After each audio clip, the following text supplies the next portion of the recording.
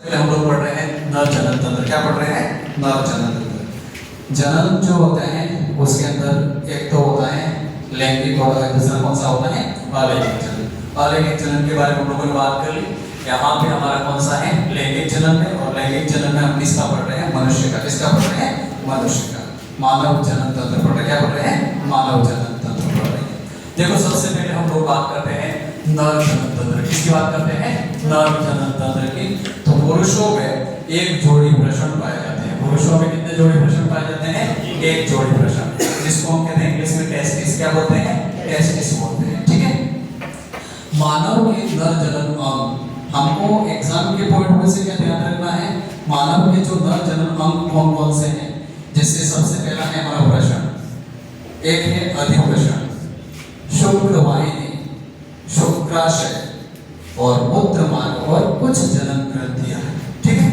और एग्जाम में क्या पूछा जाता है कि नर में प्राथमिक जनन अंग कौन सा है? तो आप बोलोगे वृषण। कौन सा है? वृषण है। और बाकी जो है तो हम ये कह सकते हैं ये कौन सा है? प्राथमिक जनन अंग। कौन सा है? प्राथमिक जनन अंग। प्राथमिक जनन अंग कौन सा है? हमारा वृषण है। और ये जितने भी बाकी जो है वो कौन सी है? द्वितीयक। क्या होते हैं? द्वितीयक जनन अंग। कौन से अंग होते हैं? द्वितीयक जनन अंग होते हैं। समझ आएगा? सबसे पहले हम वृषण की बात करेंगे, टेस्टिस की बात करेंगे। तो टेस्टिस जो होता है वो किसी भी नर या मेल बॉडी के बाहर होता है। कहाँ होता है? नर या मेल बॉडी के बाहर होता है। और जैसे हमने कहा इसमें प्रत्येक वृषण संयोजी ऊतक। कौन सा ऊतक? संयोजी ऊतक। इंग्लिश में संयोजी ऊतक को क्या कहते हैं? हम कनेक्टिव टिश्यू। क्या कहते हैं? Connective tissue. कौन सा टिश्यू कहते हैं? Connective tissue. जैसे हमारा बोन, हड्डियां और ब्लड, ये भी किसके बने होते हैं? Connective tissue. किसके बने होते हैं? कनेक्टिव टिश्यू, जिसको बोलते हैं हम संयोजी ऊतक। कौन सा ऊतक बोलते हैं? संयोजी ऊतक बोलते हैं। ठीक है।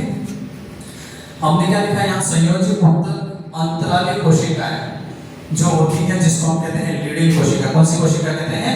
लीडिंग कोशिका उपस्थित होती है जो नर में टेस्टोस्टेरोन हार्मोन। कौन सा हार्मोन? टेस्टोस्टेरोन हार्मोन का क्या करते हैं?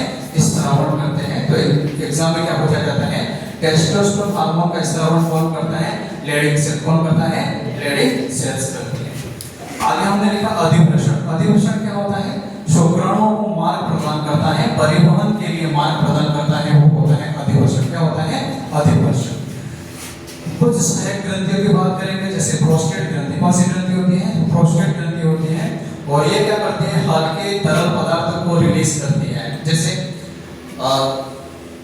मेटिंग होती है, मेल फीमेल की मेटिंग होती है, तो जब स्पर्म आने वाला होता है, शुक्राणु आने वाला होता है, इससे पहले क्या रिलीज होता है? ये कुछ तरल पदार्थ रिलीज होते हैं जो चिपचिपा पदार्थ होता है, और शुक्राणुओं को आने के लिए रास्ता प्रदान करता है, या रास्ते को क्या करता है? साफ करने का काम करता है। तरल पदार्थ होता है जिसको हम क्या कहते हैं? प्रोस्टेट ग्रंथि में तरल पदार्थ जो होता है वो उस रास्ते से जाता है और शुक्राणुओं को सक्रिय बनाता है। क्या कराता है? शुक्राणुओं को क्या करता है? सक्रिय बनाता है। ठीक है।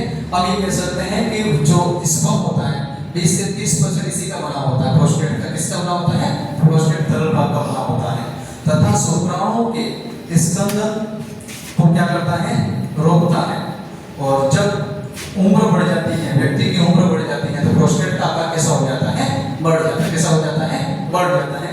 और ऐसे कंडीशन में क्या होता है? मूत्र विसर्जन, यूरिन करने में दिक्कत होने की संभावना बढ़ जाती है। प्रोस्टेट क्या होता है? अगर प्रोस्टेट जो होता है अगर वो धीरे धीरे बढ़ जाता है तो प्रोस्टेट कैंसर की संभावना भी हो जाती है। अगर गलत तरीके से, जैसे रिप्रोडक्टिव ऑर्गन है जो गलत तरीके से अगर इसका यूज किया जाता है तो भी प्रोस्टेट कैंसर हो जाता है। ठीक है। तो ये क्या बहुत बड़ी भयंकर समस्या भी होती है। लेकिन हम लोग क्या कहेंगे कि बेसिक बातों के अंदर हम देखते हैं कि जो वृषण होता है, हमारे बॉडी का जो शरीर का टेम्परेचर कितना होता है? शरीर का तापमान कितना होता है? तो आप कहते हो सर 37 डिग्री सेंटीग्रेड। कितना होता है? 37 डिग्री सेंटीग्रेड। वृषण जो होते हैं वो बॉडी से बाहर होते हैं। कहाँ होते हैं? बॉडी से बाहर होते हैं, जिसको हम कहते हैं, क्या कहते हैं? टेस्टिस। क्या कहते हैं? टेस्टिस। एक जोड़ी होते हैं और उनको जो टेम्परेचर चाहिए वो कितना डिग्री चाहिए? 35 डिग्री। कितना चाहिए? 35 डिग्री। 35 डिग्री में क्या होते हैं, शुक्राणु जिंदा रहते हैं। क्या होते हैं, शुक्राणु जिंदा रहते हैं। अदरवाइज क्या होता है, अगर 37 डिग्री टेम्परेचर में शुक्राणु मर जाएंगे तो जनन की क्रिया नहीं होगी। समझिए बात। तो बॉडी से जो स्पर्म होते हैं या टेस्टिस जो होते हैं वो बाहर होते हैं। एक वर्ड होता है जिसको कहते हैं टोबोक्टोमी। कौन सा कहते हैं, टोबोक्टोमी। और एक होता है वेसक्टोमी। कौन सा होता है, वेसक्टोमी, है ना। ट्यूबोक्टोमी ये जो होता है वो महिला में होता है। किसमें होता है, महिला में। महिला की जो नसबंदी होती है, कौन सी बंदी होती है, नसबंदी, उसको हम कहते हैं टोबोक्टोमी। क्या कहते हैं, टोबोक्टोमी कहते हैं। और जो मेल के अंदर, नर के अंदर, है ना, नर के अंदर क्या होता है, वेसक्टोमी। क्या होता है, वेसक्टोमी। जो नर के अंदर नसबंदी कह सकते हैं हम लोग, जो है ना नसबंदी होती है उसको कहते हैं वेसक्टोमी। क्या कहते हैं, वेसक्टोमी कहते हैं। ठीक है। तो इसी तरह से हम लोग अगला जो हमारा जो टॉपिक है, नर जनन तंत्र के अंदर सबसे पहले हमने क्या पढ़ा कि वृषण जो होते हैं वो प्राथमिक जनन होता है। कौन सा होता है, प्राथमिक जनन होता है। ठीक है। और बाकी जितने भी है वो कौन सा होते हैं, द्वितीयक जनन।